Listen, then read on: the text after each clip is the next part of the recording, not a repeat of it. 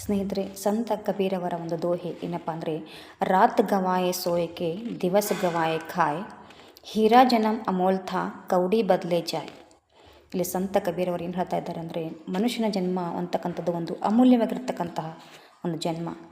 ಅದನ್ನು ನಾವು ಬದಲಾಯಿಸ್ಕೊಂಡು ಕೇವಲ ಊಟಕ್ಕಾಗಿ, ಕೇವಲ ನಿದ್ದೆಗಾಗಿ ಮಾಡ್ಕೊಳ್ಳಾರದೆ ಒಂದು ಸಾರ್ಥಕತೆಯಲ್ಲಿ, ಒಂದು ಮುಕ್ತಿಯ ದಿಶೆಯಲ್ಲಿ ತೆಗೆದುಕೊಂಡು ಹೋಗಬೇಕು ಅಂತಕ್ಕಂತಹ ಮಾತನ್ನು ಅವರು ಹೇಳ್ತಾ ಇದ್ದಾರೆ.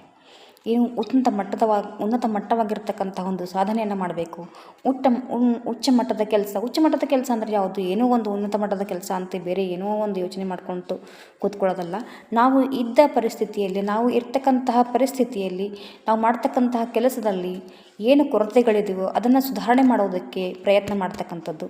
ನಮ್ಮ ಕೆಲಸದ ಸ್ತರವನ್ನು ಇನ್ನೂ ಉನ್ನತ ಮಟ್ಟದಲ್ಲಿ ತೆಗೆದುಕೊಂಡು ಹೋಗ್ತಕ್ಕಂಥದ್ದೇ ಇದೇ ಒಂದು ಉನ್ನತ ಮಟ್ಟವಾದ ಒಂದು ಸಾರ್ಥಕತೆ ದಿಶೆಯಲ್ಲಿ ಜೀವನ ಸಾಗಿಸುವಂತಹ ದಾರಿ ಅಂತ ಹೇಳ್ಬೋದು.